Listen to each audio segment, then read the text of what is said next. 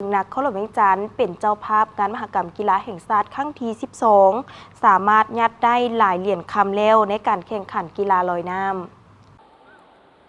การแข่งขันกีฬาประเภทลอยน้ำในวันที่ 17 พฤศจิกายน 2025 อยู่ที่สระลอยน้ำสนามกีฬาแห่งชาติหลัก 16 นักกีฬาของนครหลวงเวียงจันทร์เจ้าภาพสามารถยัดได้ 3 เหรียญคำซึ่งการแข่งขันมี 7 รายการมีนักกีฬาจากนครหลวงเวียงจันทร์เจ้าภาพกระทรวงป้องกันความสงบแขวงขมวนแขวงจำปาสักแขวงสวรรณเขตและแขวงหลวงพระบางเข้าร่วม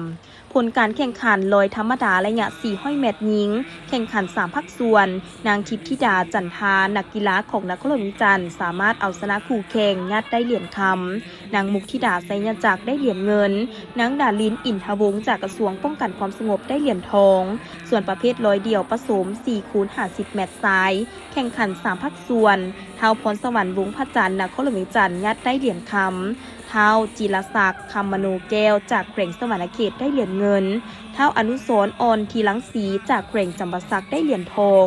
สำหรับประเภทร้อยเดี่ยวผสม 4x50 เมตรหญิงแข่งขัน 3 ภาคส่วนอันดับหนึ่งนางไอรินพรหมจักรจากแขวงขมวนได้เหรียญคำนางสุธาดาวิโอจากแขวงหลวงพระบางได้เหรียญเงินลอยเมงกระเบื้อ50 เมตรทรายแข่งขัน5 ภาคส่วนเท้าลิวโต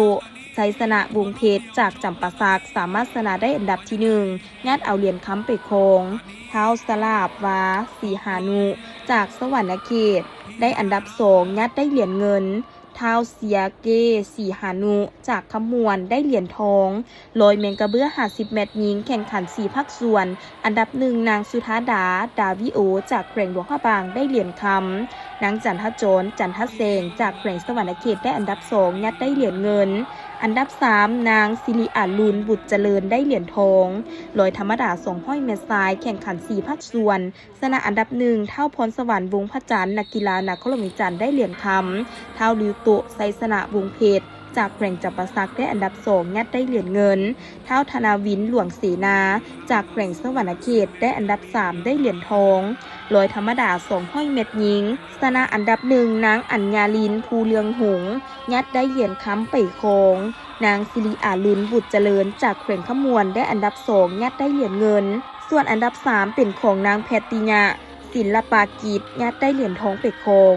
สำหรับการแข่งขันกีฬาประเภทลอยน้ำในงานมหกรรมกีฬาแห่งชาติครั้งที่ 12 นี้ได้เริ่มแข่งขันในระหว่างวันที่ 16-19 พฤศจิกายน 2025 ที่สระลอยน้ำสนามกีฬาแห่งชาติหลัก 16 โดยมีทานโซนิกรพรหมศิษย์ประธานสหพันธ์ลอยน้ำนครหลวงเวียงจันทร์พร้อมคณะและภาคส่วนเกี่ยวข้องเข้าร่วม